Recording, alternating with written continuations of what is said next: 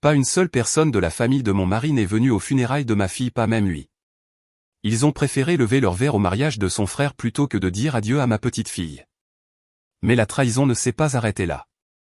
J'ai été glacé quand une vidéo est arrivée sur mon téléphone. Je m'appelle Ashley, j'ai 32 ans. Ils ont abaissé le minuscule cercueil de ma fille en terre, et je me suis tenu là, seul, entouré de fleurs froides et des regards scrutateurs d'étrangers. Pas de Thomas, mon mari, pas de beaux-parents. Ils avaient choisi d'être avec Robert, le frère de Thomas, à son fastueux mariage au lieu d'être ici avec moi et ma fille dans le moment le plus douloureux de ma vie. Il n'y avait pas de main pour me soutenir, pas d'étreinte pour me rappeler que je n'étais pas seul, seulement le vent qui effleurait mes cheveux, transportant l'odeur de la terre humide et le son lourd de la terre frappant le couvercle du cercueil. Mon téléphone a vibrant dans ma poche. Son écran s'est allumé dans l'air morne, affichant un message de ma belle-mère. Nous devons parler maintenant. En dessous, il y avait 22 appels manqués, tous provenant du même côté de la famille dont j'avais autrefois si ardemment souhaité faire partie, et une vidéo jouant toujours. Capturant la trahison de mon mari, se moquant de ma solitude. À ce moment-là, je ne savais pas ce qui faisait le plus mal, perdre ma fille ou être trahi par les personnes même qui auraient dû partager ce chagrin avec moi. J'ai serré le téléphone fort dans ma main, les doigts tremblants. Je me suis juste tenu là, fixant le vide où un morceau de mon cœur venait d'être enterré avec elle. Si vous lisez ceci, que feriez-vous si vous étiez à ma place? Appuyez sur j'aime et suivez pour découvrir comment j'ai trouvé ma force lorsque l'homme que j'aimais le plus m'a tourné le dos le jour où notre fille a quitté ce monde. J'ai rencontré Thomas lors de ma 2e année d'université, dans un coin tranquille de la bibliothèque du campus. Il s'est accidentellement cogné contre moi, faisant tomber la pile de livres de gestion que je tenais dans mes bras sur le sol. Au lieu d'offrir de rapides excuses et de partir, Thomas s'est agenouillé pour ramasser chaque livre, ses yeux mal à l'aise mais sincères. Puis-je me rattraper avec un café, a-t-il dit, affichant un sourire timide que je ne pouvais refuser. Cette tasse de café a donné lieu à un dîner, puis à une soirée cinéma, et finalement à 5 ans de mariage. Je croyais vraiment que tant que j'avais Thomas, je pouvais affronter n'importe quoi. Mais sa famille n'a jamais pensé la même chose. Il me regardait avec suspicion et dédain. Je venais d'un milieu ouvrier. Mon père était un ouvrier du bâtiment. Ma mère travaillait dans une usine de confection. C'étaient des gens honnêtes, qui travaillaient dur, qui m'ont élevé avec fierté et résilience. Mais pour la famille de Thomas, qui plaçait le statut social au-dessus de tout le reste, j'étais comme quelqu'un d'une autre planète. Ce n'est pas la bonne, Thomas. Sa mère, Trina, disait souvent quand mon nom venait à l'ordre du jour, pense à ton avenir. Elle ne peut pas te donner la vie que tu mérites. Son père était encore plus direct. Cette fille n'a pas de connexion, pas d'antécédents familiaux, juste des rêves délirants. Pour eux, j'étais quelqu'un qui le tirerait vers le bas. Mais Thomas me tenait la main fermement et me disait que mon amour, mon intelligence et ma gentillesse comptaient plus que toute surface brillante. Je l'ai cru. J'ai mis toute ma vie sur cette croyance. Nous avons eu un mariage simple, entièrement payé par nous-mêmes, car nous ne voulions pas de l'aide de la famille de Thomas. Nous savions que le prix de leur aide était des ficelles invisibles. Sa famille était présente, mais leur malaise se manifestait par des sourires forcés et la façon dont ils évitaient de parler à mes parents. Robert, le frère aîné de Thomas, levait à peine les yeux de son téléphone, ne le faisant que pour faire des commentaires désobligeants sur le lieu modeste ou le manque d'élégance de la nourriture. Claire, ma demoiselle d'honneur et meilleure amie depuis l'école primaire, semblait être une personne différente. Au lieu d'être à mes côtés, elle passait la plupart de son temps assise avec Robert, penchant parfois la tête et riant à ses blagues. Pourtant, j'étais reconnaissante de sa présence, l'un des rares liens restants avec mon enfance. Notre mariage, du moins la première année, était tout ce dont j'avais rêvé. Nous avons acheté un petit appartement, nous travaillions tous les deux à temps plein. J'étais graphiste indépendante et Thomas continuait à travailler dans l'entreprise familiale. Le soir, je préparais des dîners simples pendant que Thomas mangeait et partageait des histoires du travail, parfois en plaisantant jusqu'à ce que je ris si fort que j'oubliais ma fatigue. Le week-end, nous nous promenions dans le parc près de chez nous, rêvant d'un avenir avec une petite maison et une cour gazonnée où nos enfants pourraient courir. Je pensais que ce genre de bonheur tranquille était tout ce dont j'avais jamais eu besoin. Nous voulions 2 enfants, une maison avec une cour, peut-être même un chien. Des rêves simples, mais rendus spéciaux parce que nous les construirions ensemble. Mais chaque visite chez ses parents me ramenait à la réalité. Leur manoir était si grand que mes pas résonnaient froidement sur les sols. Les dîners de famille étaient remplis de comparaisons. Ils lançaient des pics subtils sur notre petit appartement, sur la façon dont Thomas ne se consacrait pas pleinement au travail comme il s'y attendait, ou pourquoi nous n'avions pas encore eu d'enfant. Pendant ce temps, Robert était constamment félicité. Il avait lancé sa propre entreprise, avait des amis influents, et sortait récemment avec la fille d'une famille riche. « Quand me donnerez-vous un petit enfant ?» me demandait Trina lors des dîners de famille, sa voix empreinte de reproche. Mais seulement 10 minutes plus tard, elle se tournait vers la petite amie de Robert et souriait gentiment. « Carrière d'abord, ma chérie. Priorité. » La préférence était flagrante, mais je m'y étais habitué. Thomas me tenait souvent la main sous la table. Son silence était plus réconfortant que n'importe quelle approbation de sa famille. J'ai essayé 2 fois, 3 fois plus fort, travaillant tard pour prouver ma valeur, économisant le moindre centime dans l'espoir qu'un jour j'obtiendrais leur reconnaissance. Je croyais que si je travaillais assez dur, si j'étais assez patiente, ils verraient ma valeur. Mais les yeux de sa mère ne devenaient que plus froids. Le froncement de sourcils de son père s'approfondissait, et le sarcasme de Robert s'aiguisait comme une lame, essayant de me séparer de cette famille. La plus grande joie de notre mariage est venue la 2e année, lorsque j'ai donné naissance à notre fille. C'était un matin de printemps, après des heures de travail, et au moment où j'ai entendu son premier cri, tout semblait en valoir la peine. Thomas était là tout le temps, me tenant la main, ses yeux remplis de larmes lorsqu'il l'a tenue pour la première fois. « Elle te ressemble tellement », a-t-il murmuré, sa voix tremblant d'émotion. Nous l'avons appelée Lily d'après ma fleur préférée, un symbole de pureté et de nouveau commencement. Mais cette joie a été rapidement mise à l'épreuve par la réalité. J'ai passé presque tout mon temps à m'occuper de Lily, la nourrissant pendant les nuits sans sommeil, changeant les couches, apaisant ses pleurs. En même temps, j'ai commencé à bâtir ma propre carrière, en lançant une petite entreprise de graphisme, et en travaillant de chez moi pour tout équilibrer. Thomas a essayé d'aider au début, mais progressivement la distance entre nous s'est creusée avec chaque nuit sans sommeil. Il passait plus de temps au bureau, rentrait tard le visage fatigué, parlait moins, et les étreintes autrefois chaleureuses sont devenues rigides. Je me disais que c'était juste le stress du travail. Mais au fond, je ressentais un vide grandissant entre nous, comme une fissure silencieuse attendant de s'ouvrir. Tout a changé il y a 6 mois. Ma fille Lily a commencé à montrer des signes inhabituels de fatigue. Son petit visage pâle après un peu de jeu. Nous pensions qu'elle était juste fatiguée, peut-être qu'elle manquait de sommeil ou de nutriments. Mais un matin, Lily s'est effondrée dans le jardin en courant, ses lèvres devenant violettes. Le diagnostic est venu rapidement et cruellement, une grave malformation cardiaque congénitale, une maladie rare qui empêchait son cœur de fonctionner correctement. La voix du médecin était basse et lourde. Elle n'a plus que quelques mois, même avec un traitement agressif. J'ai appelé la famille de Thomas tout de suite, ma voix se brisant en partageant la nouvelle dévastatrice sur notre fille. « Oh, c'est terrible », a dit ma belle-mère, Trina, mais sa voix ne portait qu'une légère trace de préoccupation, comme si elle commentait quelque chose de distant et sans rapport. « Avez-vous eu un 2e avis ?» Les médecins ont tendance à exagérer ces choses. « Maman, nous avons vu 3 cardiologues différents », ai-je dit, essayant de retenir mes larmes. Ils ont tous dit la même chose. Eh bien, essayez de rester positive. On ne sait jamais.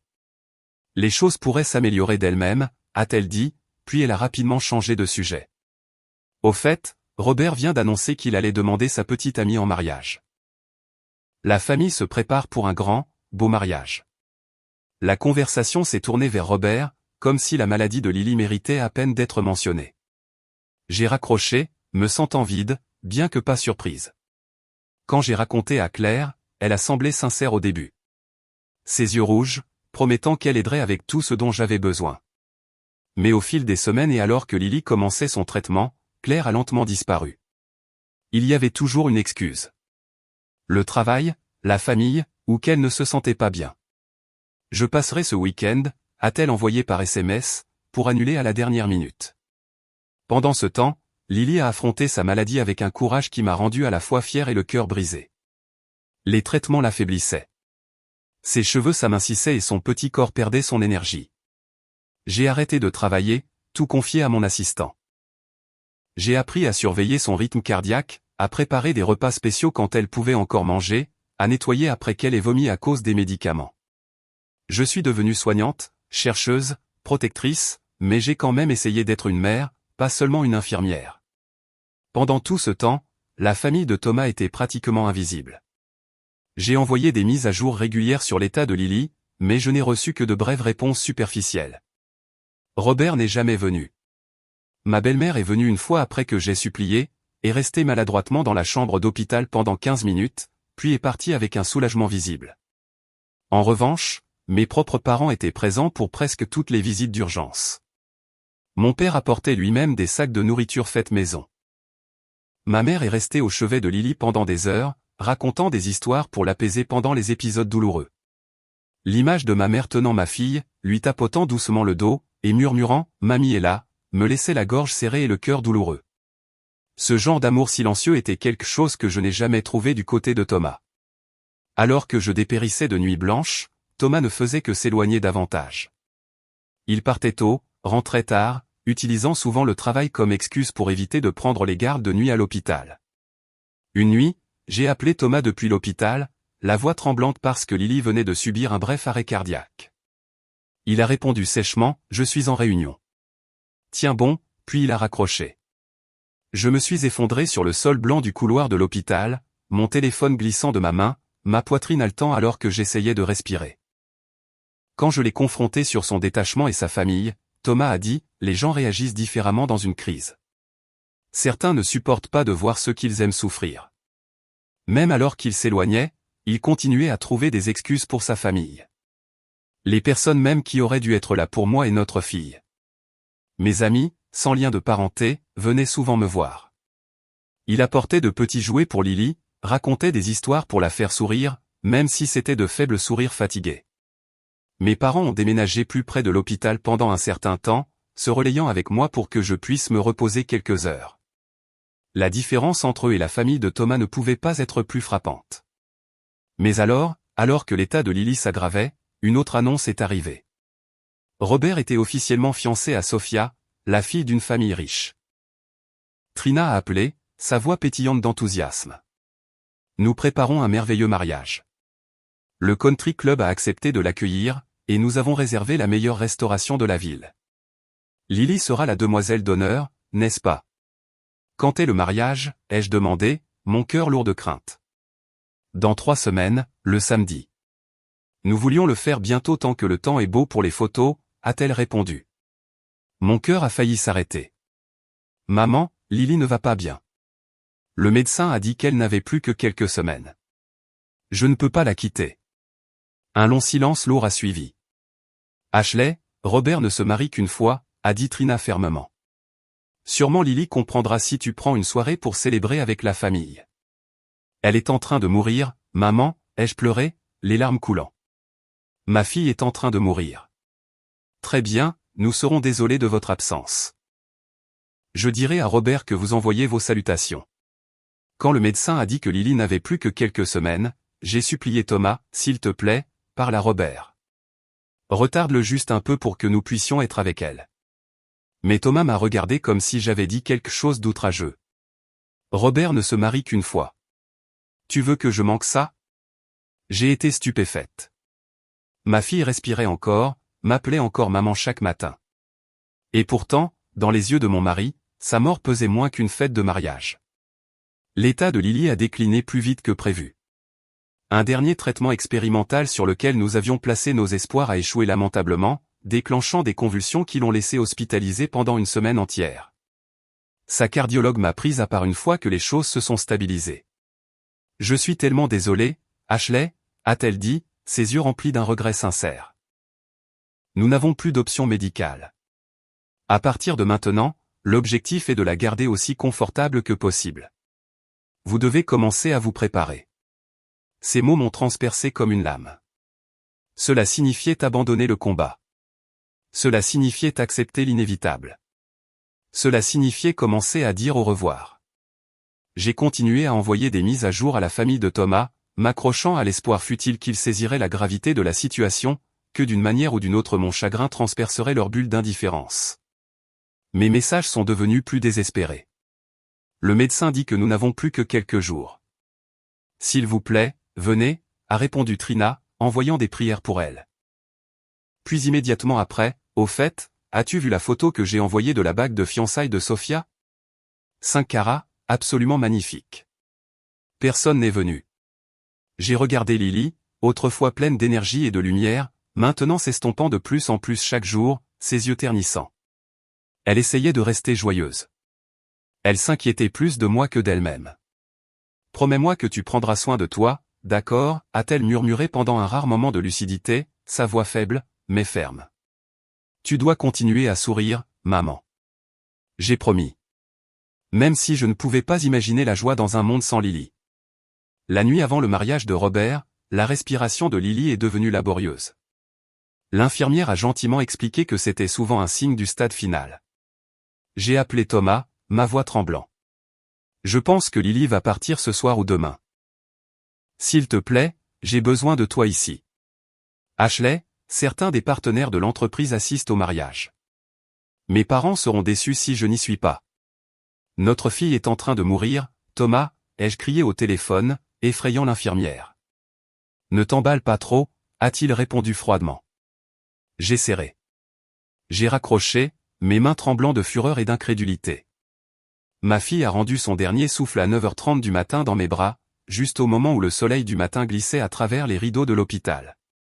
Sa petite main est devenue froide, glissant de mes doigts, et ses lèvres violettes ne m'appelaient plus maman. Je me suis effondré, sanglotant, le genre de sanglot qui déchire une pièce silencieuse, pendant que mes parents me serraient fort pour m'empêcher de m'effondrer sur le sol froid. Thomas n'était pas là. Il était occupé à lever son verre au fastueux mariage de Robert. Lily est partie paisiblement sans douleur. Ses derniers mots pour moi furent « Je t'aime, maman ».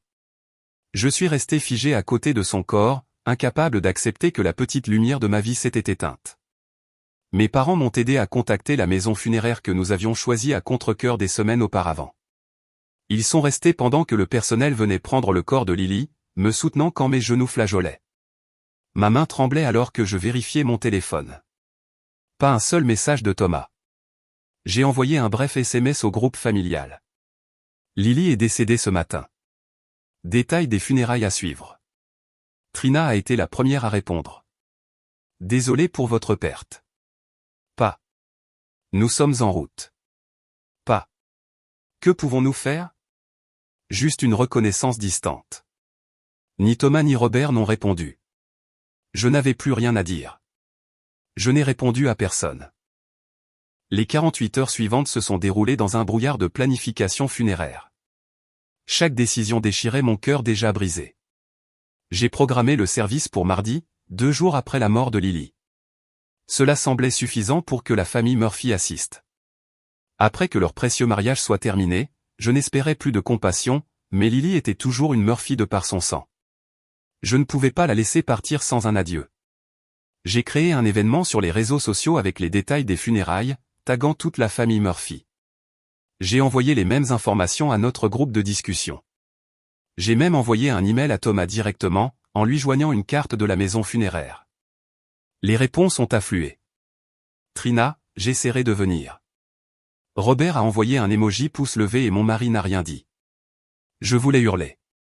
Ma fille est morte à 5 ans. Mon monde entier s'est effondré. Et pourtant Robert était épuisé par son mariage. Thomas ne montrait aucun signe qu'il ait jamais aimé notre fille. Lundi, j'ai choisi la tenue d'enterrement de Lily, la robe rose qu'elle portait pour son 3e anniversaire, maintenant flottant sur son corps fragile. J'ai lissé le tissu, me rappelant son sourire radieux ce jour-là, comment elle dansait au soleil. Cette nuit-là, Claire, ma meilleure amie, a appelé « Ashley, je suis tellement désolé pour tout. Le mariage était honnêtement épuisant, et je me sens mal de ne pas avoir été là. Mais je te promets que je serai aux funérailles demain matin. Veux-tu que je passe ce soir? On pourrait boire un verre et parler. Non, ai-je répondu, ma voix plate. Je dois être seul ce soir. Je comprends. Je te vois demain, 8 heures, d'accord? Je serai à l'heure pour la première fois depuis des jours. J'ai ressenti une lueur d'espoir.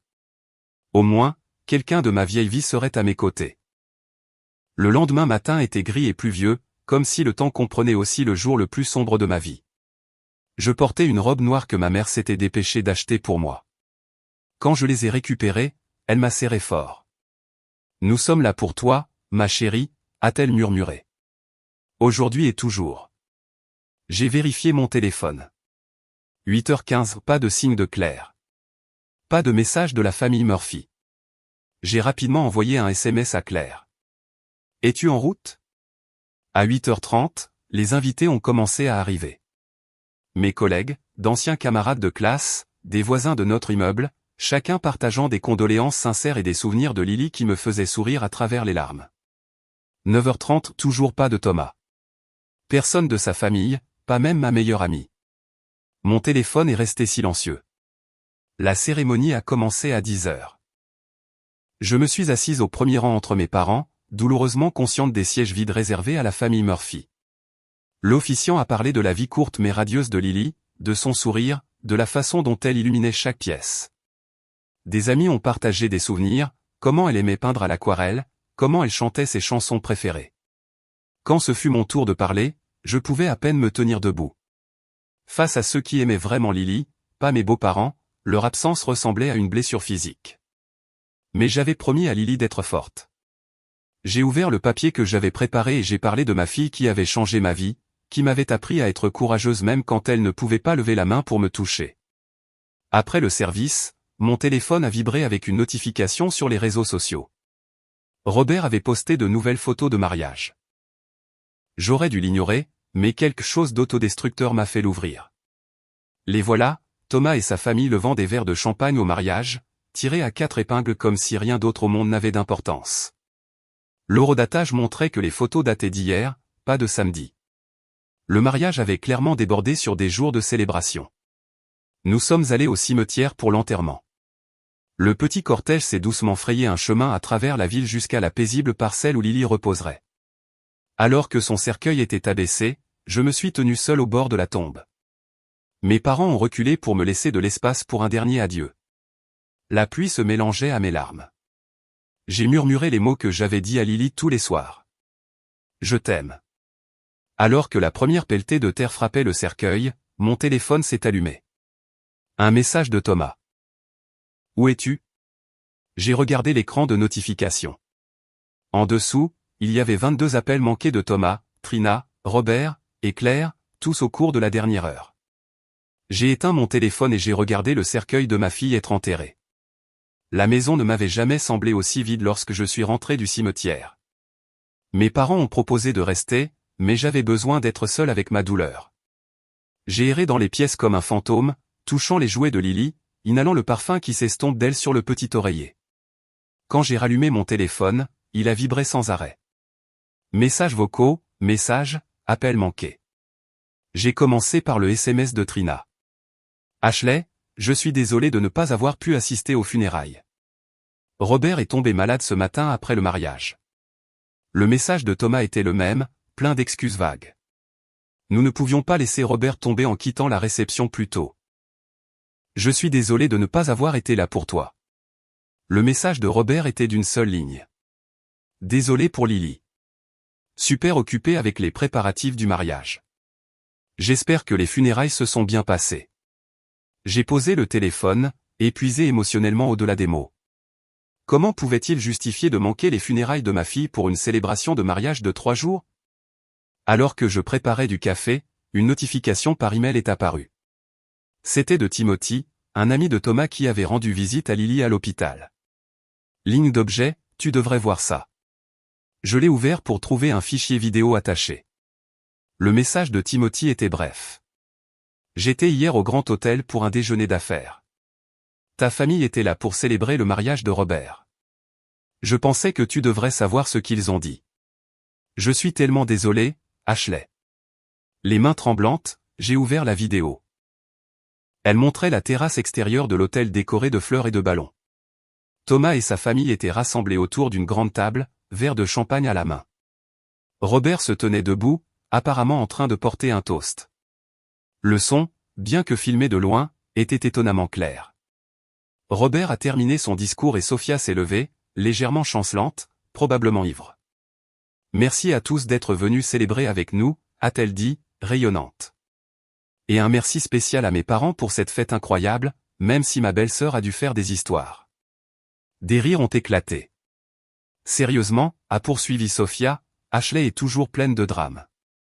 Une pauvre fille qui a essayé de changer sa vie en épousant Thomas, et maintenant elle ruine tout avec la maladie de ses enfants pendant mon mariage. Trina a tapoté la main de Sophia, mais n'a rien dit. Thomas s'est contenté de baisser les yeux, n'a rien dit. Merci d'avoir priorisé ce qui compte vraiment. Sophia a levé son verre.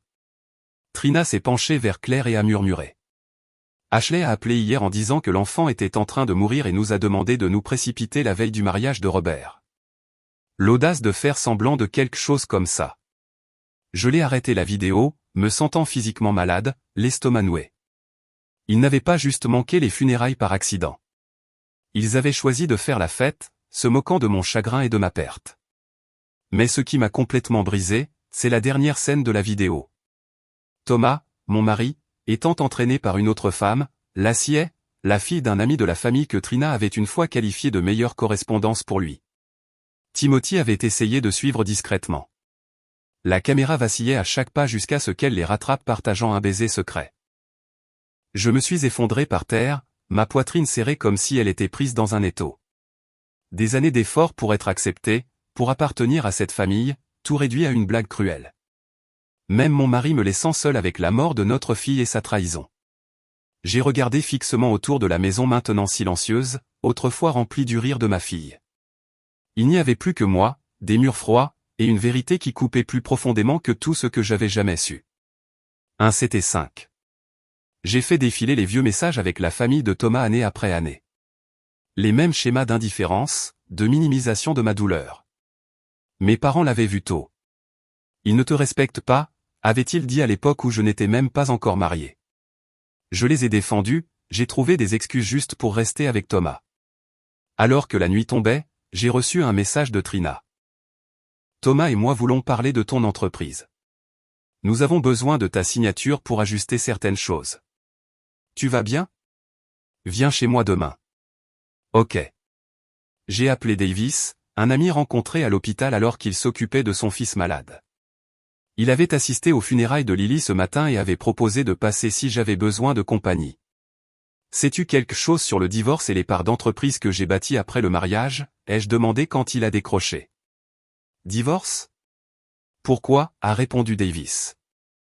Mes beaux-parents veulent mon entreprise. Maintenant, au milieu de tout ça, la voix de Davis s'est faite prudente. Ashley, ne signe rien pour l'instant, surtout après avoir perdu ton enfant.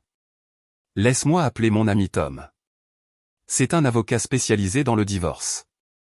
Il regardera. Ok. Serait-ce trop demandé? Pas du tout. Avant que je puisse répondre, la sonnette a retenti. Par le Judas, j'ai vu Claire se tenir sur le porche, un bouquet et une bouteille de vin à la main. Il y a quelqu'un ici. Je te rappelle, ai-je dit rapidement à Davis. Je n'avais pas l'intention d'ouvrir la porte, mais une partie de moi aspirait à la confrontation. J'en avais besoin. J'ai ouvert la porte, mais je me suis tenu, bloquant l'entrée. Les yeux de Claire étaient rouges. Du mascara barbouillé. Ashley, je suis désolé. Je suis tellement désolé, a-t-elle dit, sa voix tremblant. S'il te plaît, laisse-moi t'expliquer. Expliquer quoi? Ai-je demandé froidement. Que tu as choisi une fête plutôt que d'être là à l'enterrement de ma fille. Claire a pâli. De quoi parles-tu? Je n'ai pas assisté au mariage. Tu sais combien j'aimais Robert. J'étais juste tellement contrarié quand il s'est marié. Non, je ne savais pas, les jeux coupés.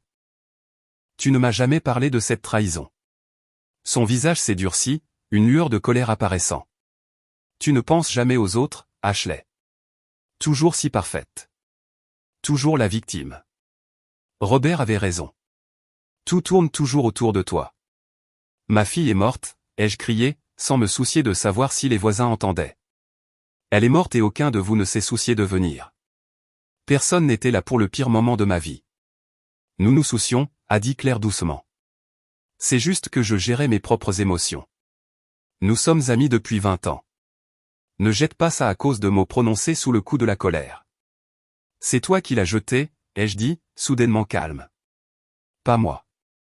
J'ai repoussé et j'ai claqué la porte, m'appuyant contre elle alors que des sanglots secouaient mon corps. Le lendemain matin, je me suis réveillé avec plusieurs appels manqués et un message de Thomas. On vient vers 11 heures. Il faut résoudre ça. Je n'ai pas répondu, mais je savais qu'il viendrait quand même. J'ai appelé Tom, l'ami de Davis, qui avait gentiment examiné les documents que la famille de Thomas m'avait envoyés par email la veille. « Ashley, je suis content que tu m'aies fait examiner ça, » a-t-il dit, sa voix sérieuse. Ces papiers transféreraient la propriété de toute ton entreprise à Thomas sous prétexte qu'ils s'inquiètent de ta santé mentale et veulent qu'il prenne la direction. Ils disent que tu as besoin de repos, mais ce n'est qu'une excuse pour prendre le contrôle. C'est un piège. Ne signe pas, a conseillé Tom. Je te recommande d'engager ton propre avocat pour examiner tout ce qui concerne cette famille à partir de maintenant. À 11 heures précises, la sonnette a retenti. La caméra de sécurité a montré Thomas, Trina, Robert et la nouvelle femme de Robert debout sur le porche. J'ai pris une profonde inspiration et j'ai ouvert la porte. « Enfin, tu ouvres la porte », a dit Trina, se précipitant devant moi dans le salon. « J'essaie de te joindre toute la journée. »« 48 heures, ai-je corrigé. Cela fait exactement 48 heures que Lily est décédée. Ne sois pas dramatique, Ashley, a ricané Robert, s'affalant sur le canapé. Tout le monde savait qu'elle était malade depuis des mois. Nous pensions que c'était juste une autre réaction excessive. Thomas avait au moins l'air coupable, mais il n'a rien dit. « Que faites-vous tous ici ?» ai-je demandé, toujours debout, pendant qu'il s'installait confortablement. « Nous sommes inquiets pour toi, » a dit Trina. Mais ses yeux ne portaient aucune trace de sincérité. « Tu t'isoles. Ce n'est pas sain. Nous voulons que tu viennes rester avec la famille pendant un certain temps. Il y a aussi des choses à régler. » Thomas a hoché la tête, pointant le dossier. « Juste quelques documents mineurs sur l'entreprise. »« Documents pour transférer mes actions d'entreprise, n'est-ce pas ?» ai-je demandé, mon ton calme. Leurs visages stupéfaits m'ont presque fait rire. « Si la situation n'était pas si tragique, » a bégayé Thomas. « C'est une affaire de famille privée. »« Oui, à propos de mon entreprise, » ai-je répondu. « Vous pensez que je signerais sans lire, sans consulter un avocat ? Juste après les funérailles de ma fille. »« Tu n'avais pas le droit de montrer ça à des étrangers, » a crié Trina. « Tout comme tu n'avais pas le droit de manquer les funérailles de ma fille pour une fête. » Un silence oppressant a rempli la pièce. Robert l'a rompu avec un ricanement. « Tu es toujours bloqué là-dessus. Ce n'était pas juste une fête. C'était mon mariage. Un événement unique dans une vie. Et les funérailles de Lily ne l'étaient pas, ai-je dit, ma voix stable même si la colère bouillonnait en moi. Un enfant qui meurt, c'est juste quelque chose de routinier. Les gens meurent tous les jours. Robert a haussé les épaules. Mais je ne me marie qu'une fois. Honnêtement, vu la fréquence à laquelle tu changes de petite amie, j'en doute que ce soit ta dernière, ai-je dit. Le visage de Robert est devenu rouge. Comment oses-tu ? J'ai vu la vidéo, ai-je continué, leur faisant face. Du mariage, j'ai entendu ce que tu as dit à mon sujet, et à propos de Lily. Trina a pâli. Quelle vidéo ? J'ai sorti mon téléphone et les jouets. Leurs expressions sont passées de la confusion à l'embarras puis à la défensive alors que leurs propres mots remplissaient la pièce. Quand elle s'est terminée, Thomas a parlé le premier. Cela a été sorti de son contexte. Quel contexte justifie de se moquer de ma fille, de rire de mon chagrin, ou d'embrasser une autre femme ? Qu'est-ce qui rend cela acceptable ? Ashley, c'était une erreur, a commencé Thomas. Non, les jeux coupés. Vous tous, c'est ce que vous êtes vraiment. Vous avez toujours été comme ça. J'ai énuméré toute la douleur que j'avais endurée au cours des 6 derniers mois. J'ai beaucoup réfléchi à la façon dont votre famille m'a traité depuis que Lily est tombée malade. J'ai commencé à documenter tout. Ce sont les anniversaires et les Noëls que vous avez manqués, les événements scolaires que vous avez ignorés. 5 ans des mêmes schémas. Des absurdités, a ricané Trina. Tu agis comme un enfant. Non, j'agis comme quelqu'un qui voit enfin la vérité. Vous ne m'avez jamais aimé, ni Lily, ai-je dit. J'ai toujours été la chose qui fait traîner la famille Murphy. Et maintenant, je le sais. Vous ne m'avez jamais considéré comme l'une des vôtres. Bien sûr que je t'aime, a insisté Thomas. J'ai vu de la confusion dans son visage, mais pas de regret, seulement la réalisation que je n'étais plus sous son contrôle. Je suis là, Ashley. tu es là pour prendre mon entreprise, ai-je dit. Juste après les funérailles de ma fille, auxquelles aucun de vous n'a assisté. Ce n'est pas de l'amour, a dit Robert en se levant, visiblement irrité. Signez juste les papiers. Tu ne peux pas diriger cette entreprise après ce qui est arrivé à Lily. La cruauté de ces mots a laissé même Trina sans voix. Sortez, ai-je dit, ma voix basse et ferme. Tous, sortez de chez moi. Ashley, calme-toi, a commencé Trina. Sortez, ai-je crié, des années de retenue explosant enfin. J'ai supporté ça toute ma vie.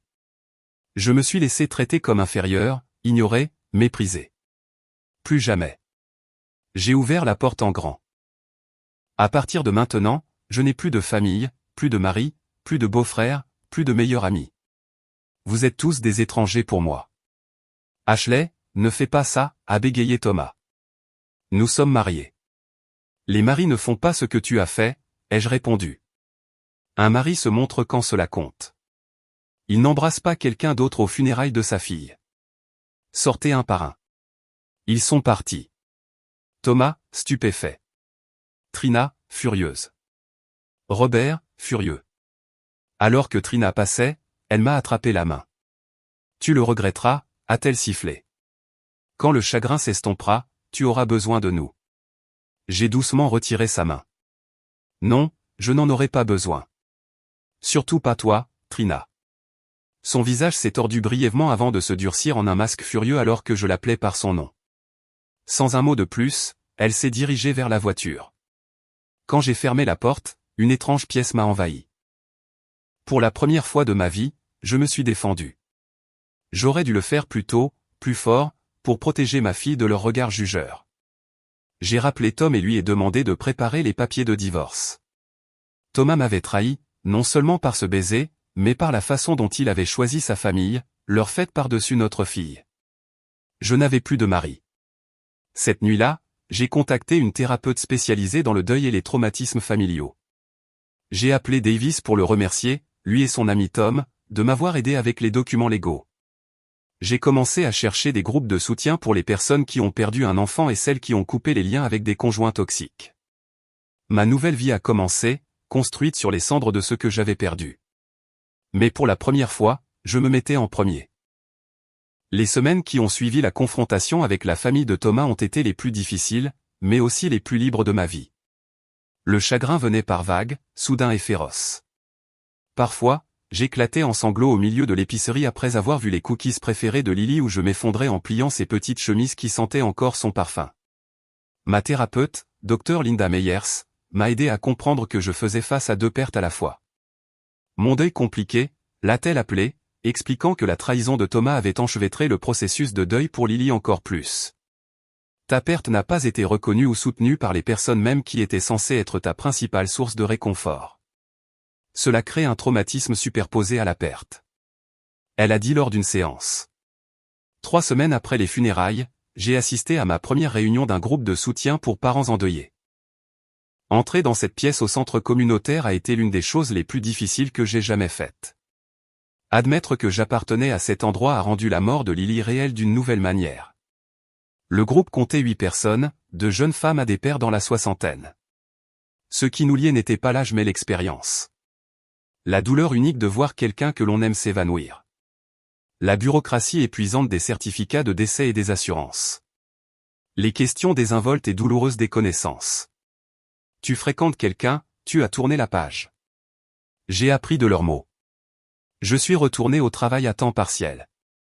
Mon équipe a maintenu l'entreprise à flot même quand je n'étais pas là. Mes parents venaient souvent me voir, sans être intrusifs, s'assurant simplement que je savais qu'ils étaient là. Ma mère m'envoyait des colis avec des cookies faits maison et de petits cadeaux amusants qui me faisaient sourire. Mon père m'aidait à trier les documents d'assurance et faisait des réparations dans mon nouvel endroit. Trina a appelé plusieurs fois après la confrontation, laissant des messages vocaux sur la reconstruction de la famille et l'instabilité émotionnelle récente de Thomas. Je n'ai pas répondu. Robert a envoyé un seul SMS. Tu es dramatique. Appelle Thomas. Thomas était plus persistant, envoyant des emails, des messages, même des lettres manuscrites exprimant des regrets et demandant une seconde chance. Je les ai tous lus, mais j'ai seulement ressenti un vide là où l'amour existait autrefois. 4 mois après la mort de Lily, nous avons divorcé. J'ai obtenu l'ancien appartement, mais j'ai décidé de le vendre. Chaque coin était rempli de souvenirs, beaux, mais aussi douloureux.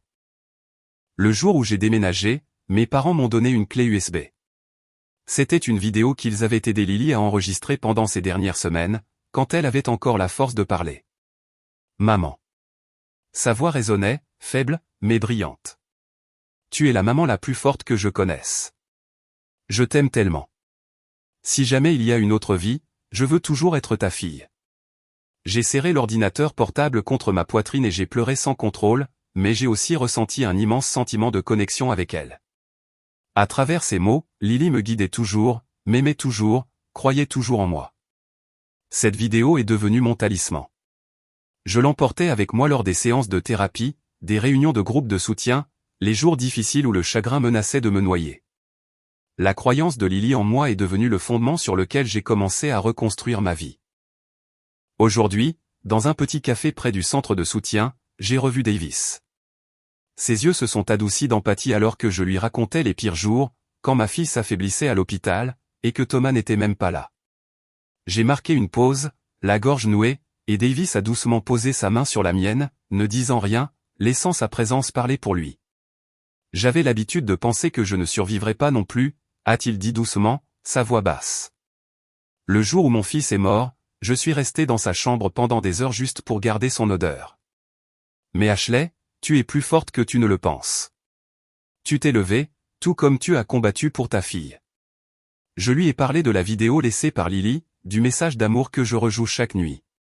Davis a souri, les yeux embués, et a sorti de sa poche un petit carnet où il écrivait des lettres inédites à son fils.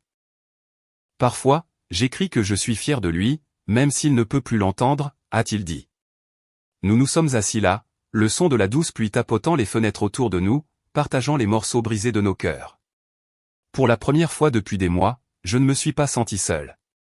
Davis n'a pas promis de me guérir, mais sa sincérité, sa façon d'écouter et de partager, m'a fait croire que peut-être, juste peut-être, je pourrais recommencer. Mes parents sont venus me rendre visite à l'anniversaire du décès de Lily. Ensemble, nous sommes allés à son parc préféré. La journée était claire et brillante, le soleil scintillait sur l'herbe. Lily aurait adoré cette journée, a dit mon père, me passant le bras autour des épaules alors que nous nous asseyions sur un banc. Elle serait fière de toi, a ajouté ma mère. Pour la façon dont tu as continué. J'ai hoché la tête, incapable de parler à cause de la boule dans ma gorge. Mais pour la première fois, la douleur semblait supportable. Pas partie, jamais partie, mais tissée dans ma vie au lieu de l'engloutir. Ce soir-là, j'ai reçu un email de Trina avec l'objet « Urgence familiale ». Le message était court. Thomas a eu un accident de voiture. Il est à l'hôpital. Michael veut te voir. Nous avons besoin de ton aide. Appelle-moi. Mon doigt a survolé le bouton de suppression, mais la curiosité m'a fait chercher des informations. Un article de presse locale a confirmé que Thomas avait été blessé dans une collision. Pendant un moment, j'ai envisagé de répondre. Puis je me suis souvenu de la vidéo où il riait de la maladie de Lily, de leur absence aux funérailles, du complot pour prendre mon entreprise. Au lieu de rappeler, j'ai envoyé à Trina une liste de ressources pour la santé mentale et de programmes de thérapie, sans message personnel. Au fil des saisons, j'ai changé aussi. La femme qui s'est tenue seule au bord de la tombe de sa fille faisait toujours partie de moi, mais elle ne faisait plus tout de moi. J'ai commencé à construire une vie dont Lily serait fière, avec des gens qui m'appréciaient pour qui je suis vraiment. Je lui parle toujours, surtout la nuit, lui racontant ma journée, mes petites victoires et mes échecs silencieux, les nouveaux amis que j'ai rencontrés. Dans mon cœur, j'entends encore ses encouragements, son rire, son amour. Tu avais raison, ai-je murmuré à la photo de Lily sur ma table de nuit. Je suis plus forte que je ne le pensais. Le 2e anniversaire du décès de Lily, j'ai pris un jour de congé et je suis allé au cimetière. Sa pierre tombale était simple mais élégante, exactement comme elle l'aurait voulu.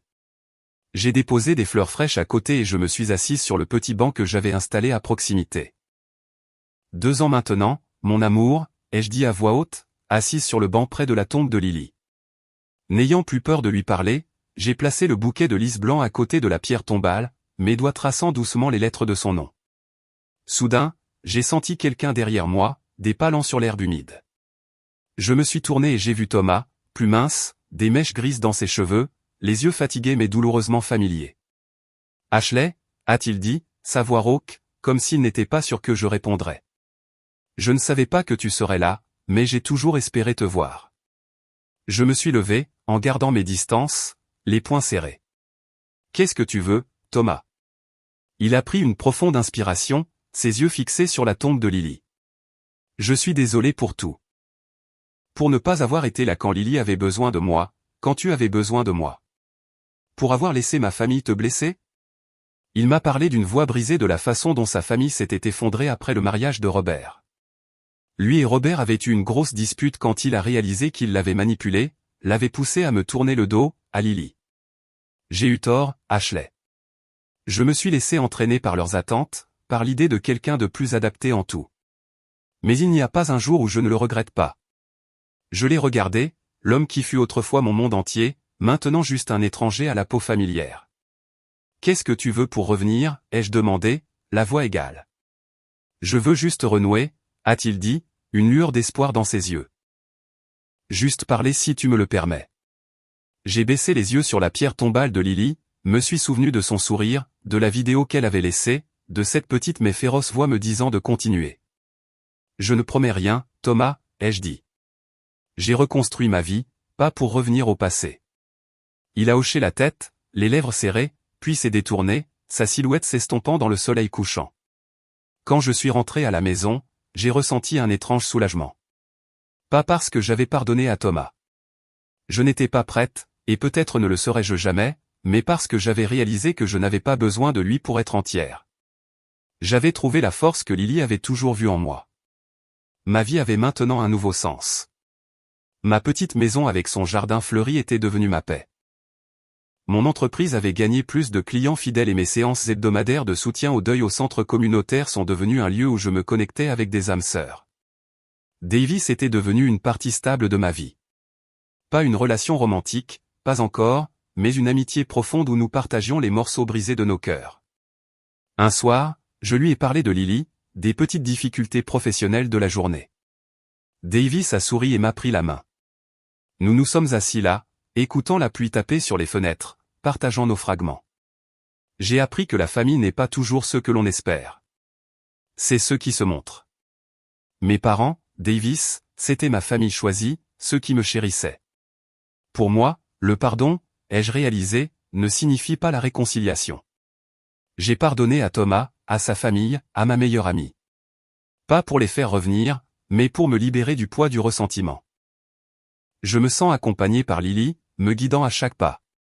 Chaque fleur qui éclot dans mon jardin, chaque sourire que je partage dans ces cercles de soutien, chaque jour où je me lève et choisis de vivre. C'est ainsi que je l'honorais.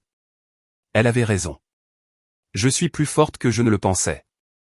Si vous lisez ceci et que vous faites face à la trahison de ceux que vous aimiez, comme Thomas m'a abandonné dans mon heure la plus sombre, je veux que vous sachiez que la guérison est possible. Trouvez la force de vous éloigner des liens toxiques, même si c'est votre conjoint. Construisez une vie avec des personnes qui vous valorisent, comme je l'ai fait avec mes parents, avec Davis, avec de nouveaux amis.